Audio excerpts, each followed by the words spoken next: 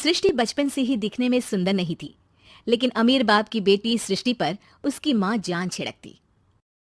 मेरी बेटी कितनी प्यारी है, भगवान सबको सृष्टि जैसी बेटी दे। सृष्टि धीरे धीरे बड़ी होती है। एक दिन सृष्टि की सहेली कहती है, तू दिखने में कितनी अजीब सी है, लेकिन मैं जानती हूँ हम सब में सबसे अच्छी शादी तो तेरी ही होगी। तेरे पापा अमीर जो है। और बता नहीं सकते यार, दहेज तो हर कोई देता है, ये क्या ज्यादा ले जाएगी अपने पति के लिए? अरे बड़े शहर में कोठी है इसके पापा की। अरे पापा की है ना, कौन सी इसकी है? इसकी होती तब तो कोई भी लड़का इससे शादी कर लेता। अरे पापा की मतलब पापा की है तो मेरी ही है ना। किसने कहा? अब तेरी तो तब होगी ना जब तेरा भाई ना हो। वैसे भी शादी के बाद सारी प्रॉपर्टी भाई के नाम होती है। सृष्टि समझ जाती है कि उसे किसी भी हालत में माँ बाप की सारी प्रॉपर्टी को अपने नाम करना है, लेकिन कैसे? एक दिन सृष्टि का भाई शीनू कहता है, बहन क्या कर रही है? तुझसे एक बात करनी है। अरे हाँ हाँ करना, मैं तो तेरी बहन हूँ। बहन मेरी लाइफ में ना एक लड़की है, बहुत अच्छी है। मैं सोच रहा हूँ माँ और पापा से बात करूँ शादी के लिए। सृष्टि को समझ में आ जाता है कि भाई की शादी होते ही भाभी उसे एक दिन भी घर में बर्दाश्त नहीं करेगी। क्या बात है भाई, बताना कौन है वो?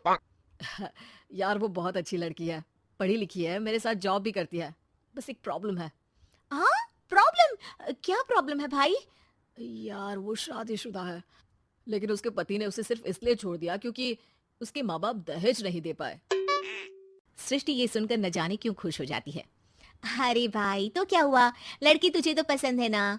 शीनू को लगता है कि बहन उसे समझ रही है। वो इस बात से अनजान होता है कि उसकी बहन की मंशा पूरा घर हड़पने की है। सृष्टि अपनी माँ से कहती है, मम्मी मुझे तो बहुत चिंता है, पता है शीनू क्या कर रहा है? अरे क्या कर रहा है, वो तो काम पर जाता है और वापस घर आता है।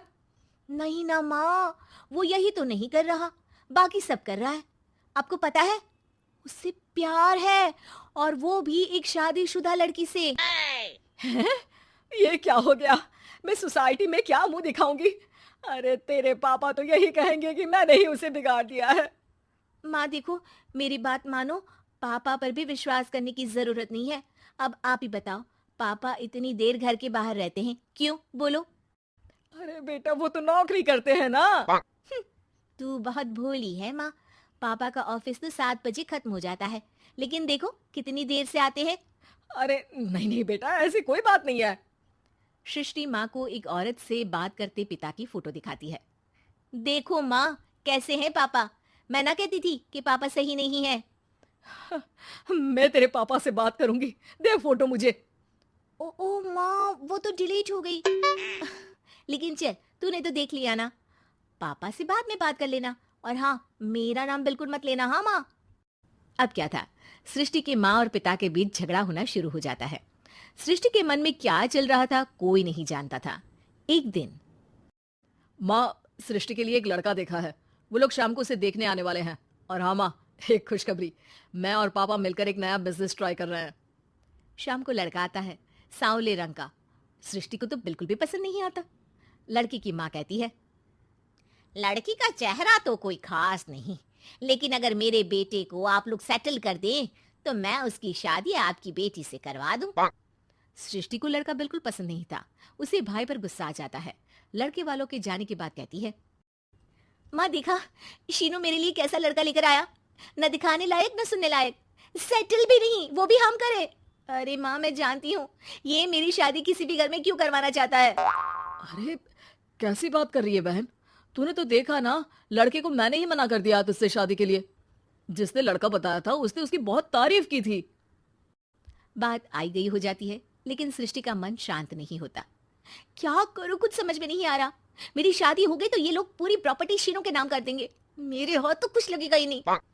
तभी सृष्टि को आइडिया आता है। वो किसी वकील को फोन करती है। जी देखिए, अगर आपके मम्मी पापा का तलाक हो जाता है तो आपके पिता की आधी प्रॉपर्टी आपकी माँ के नाम हो जाएगी, फिर उसे वो किसी को भी दे सकती है। सृष्टि अब माँ को बेटे के खिलाफ भरती है। माँ शीनू पर नजर रखा करो, वो जिस लड़की के प्यार में है ना वो शादीशुदा है। यहाँ आएगी, सारा पैसा रुपया जमीन जायदाद सब हड़प लेगी। पापा का भी हाल तुमसे छुपा नहीं है। ऐसा ना हो कि मैं और आप एक दिन सड़क पर भीख मांगे। हे भगवान, मैं तो जीते जी मर जाऊंगी अगर ऐसा हो गया तो। ऐसा हो गया नहीं माँ, ऐसा ही होगा। अभी समय है, आगे का सोच लो। मैं तो कहती हूँ पापा से आधी प्रॉपर्टी लेकर अलग हो जाओ। पापा की आधी प्रॉपर्टी भी हम लोगों को अगर मिल जाती है ना, तो अगले 7 जन्म सफल समझो। बेचारी माँ बेटी के कहने पर पति से तलाक लेकर अलग हो जाती है। सृष्टि अब पैसों से गाड़ी और अपने दूसरे महंगे शौक पूरे करने लगी। उसके दोस्त भी उसके पैसे इस्तेमाल करते। सृष्टि, कल तुम कहाँ थी? मैं सारा दिन घर पर अकेली थी। तो मैं क्या करूं? मैंने ठेका तो नहीं लिया है ना तुम्हें संभालने का। माँ को सृष्टि से ये उम्मीद नहीं थी। वो बैठकर रोने लगती है। वहीं उसका पति यानी कि सृष्टि के पिता आ जाते हैं। मैं जानता था कि तुम्हारा यही हाल होगा, तो आपने मुझे रोका क्यों नहीं? मैं रोकता तो तुम रुकती क्या? सृष्टि के कहने पर तुमने मुझ पर अपने बेटे पर शक किया, लेकिन तुम ये भूल गई कि कैसे हम दोनों ने मिलकर जीवन में इतना सब खड़ा किया। माँ पति के गले लग जाती है। मुझे माफ कर दीजिए, मैंने आपकी कमाई का एक बड़ा हिस्सा गवा दिया। कोई बात नहीं, तुम साथ हो तो मैं ऐसी 7 प्रॉपर्टी खड़ी कर दूंगा। तभी वहां सृष्टि आ जाती है रोते हुए। माँ, मयंक ने मुझे छोड़ दिया। वो बोल रहा था जब तक मेरे पास पैसे थे तब तक ही वो मेरे साथ था। पापा, माँ, मुझे माफ कर दीजिए।